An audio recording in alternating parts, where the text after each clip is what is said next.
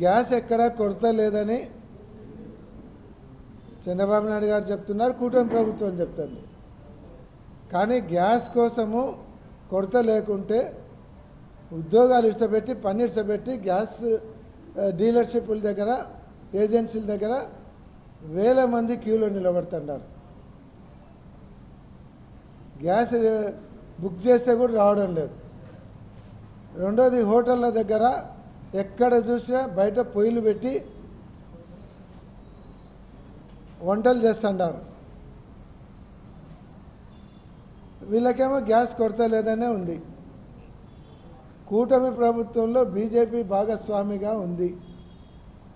ఓ పక్క కూటమి ప్రభుత్వం ఏమో 3 నెలల వరకు స్టాక్ ఉంది, ఎవరు భయపడొద్దు అంటున్నారు. ఆంధ్ర రాష్ట్రంలో మాత్రం హోటళ్ళు కానీ డొమెస్టిక్ కానీ గ్యాస్ దొరక్క ఏజెన్సీల దగ్గర క్యూలలో నిలబడి ఇబ్బందులు పడి కొట్టుకుంటున్నారు. కొరత లేదని చెప్తున్నారు.